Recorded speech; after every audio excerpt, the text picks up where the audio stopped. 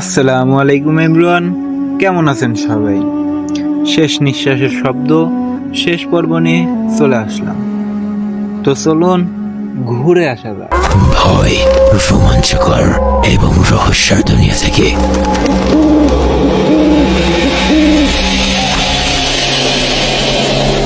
রাত 2:09:59।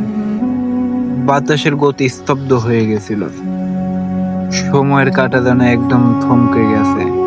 কাছের হাজার হাজার ভাঙা টুকরোগুলো বাতাসের মধ্যে শূন্য ভেসে রয়েছে। চারপাশে চিৎকার, গর্জন আর হাড় মস্কর করার শব্দগুলো এক অভিশপ্ত নীরবতার রূপ নিল। সজলের ঘাড়ের পিছন দিয়ে সেই দিনটি 7টি নখ মাংসের ভেদ করে ঢুকে গিয়েছিল। তার তীব্র যন্ত্রণায় সজলের চোখে রক্তবর্ণ হয়ে আসছিল। কিন্তু সজলের নজর ছিল কেবল এক জায়গায়, সেই বিশালাকার আয়নার কঙ্কালটির বুকে লাল ধুপধুপ করতে থাকা হৃৎপিণ্ডের দিকে।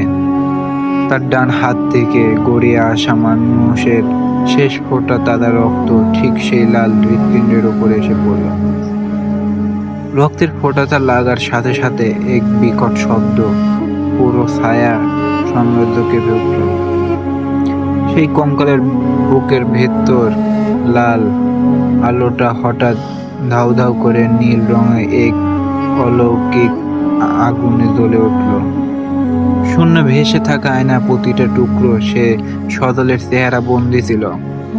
তারা সবাই একসাথে আত্মচিৎকার করে উঠল, কিন্তু এবার সেই চিৎকার যন্ত্রণা নয়, সেটা ছিল মুক্তির। সজলের পেছনে থাকা দানবীয় সত্তাটি এক বিশাল গর্জন ছেড়ে পিছিয়ে গেল। তার ধোঁয়াটে শরীরটা যেন সেই নীল আগুনে জ্বলতে শুরু করছে। সে কুৎসিত কালো হাত দিয়ে নিজের মুখ টেনে চিৎকার করতে লাগলো, না, তুই এটা কি করলি সজল? এর রক্ত তোকে মুছে করবে না। এই অভিশাপ ধ্বংস হলেও তুই যে আর থাকবি না, তোর অস্তিত্ব যেন মুছে যাবে।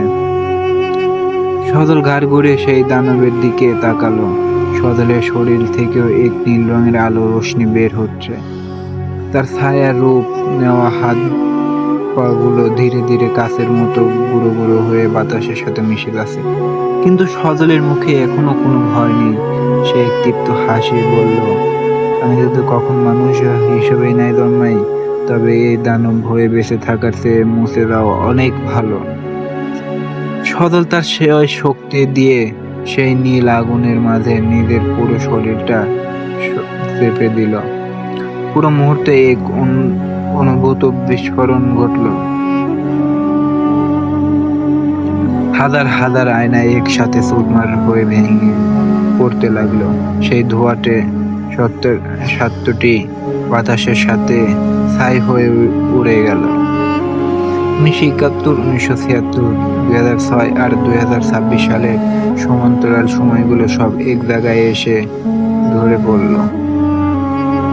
এক প্রচন্ড আলোর বর্ণনায় অন্ধকার ঘরটি ভেসে গেল, আর সজল অসীম এক শূন্যতার আলোতে হারিয়ে যেতে লাগলো। ভোর 6টা, বাস্তবে ফেরা। পাখি কিসমির শব্দ, জানালা দিয়ে ভোরের মিষ্টি রোদ এসে পড়ছে এক তরুণ সজলের মুখে।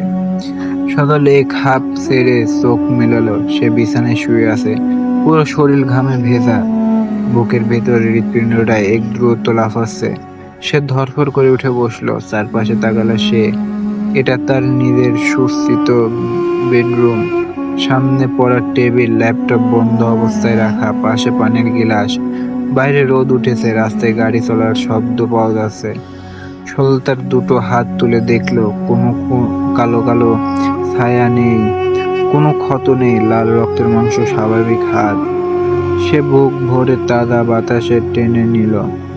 তবে কি সবটাই স্বপ্ন? একটা দুঃস্বপ্ন ছিল?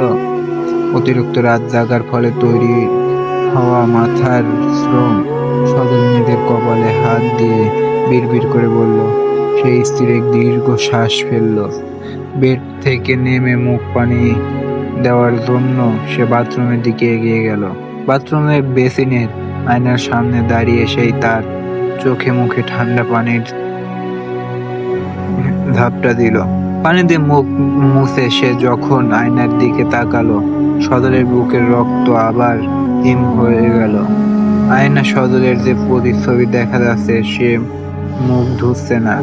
আয়নার ভিতরে সদরের হাত দুটো বুকের উপর আড়াআড়ি করে একদম স্থির হয়ে দাঁড়িয়ে আছে, আর তার মুখে ফুটে উঠেছে সেই চিরবৃত্ত এক কান থেকে অন্য কান পর্যন্ত বিস্তৃত বিশদ হিংস্র হাসি। আয়নার ভেতরের সেই সদলটির ধীরে পায়ে এগিয়ে এসে আয়নার কাছের একদম কাছে মুখ আনলো। সদলের নিজের গলাতেই কিন্তু বরফের মতো ঠান্ডা ও গভীর কণ্ঠে ফিসফিস করে বলল, তুই ভেবেছিলি কি ডায়েরি পুড়িয়ে আর রক্ত দিয়ে লুপ ভেঙে ফেলেছিস? আরে বোকা, ওই কঙ্কালের হৃৎপিণ্ড তো লুপের চাবি ছিল না, ওটা ছিল আমার বন্দি লাশ। তুই রক্ত দিয়ে আমাকে মুক্ত করে দিলি। সদল আতঙ্কে পিছিয়ে যেতে চাইল, কিন্তু সে টের পেল তার পা দুটি মেঝের সাথে যেন জমে আটকে গেছে, সে নড়তে পারছে না। আয়নার ভেতরের প্রতিছবিটি এবার নিজের হাতটা আয়নার কাছের বাইরে বাড়িয়ে দিল। কাজটা পানির মতো তরল হয়ে গেল, আর সেই হাত বের হয়ে এসে সদলের গলা চেপে ধরল। সদলের শ্বাস বন্ধ হয়ে আসতে লাগলো।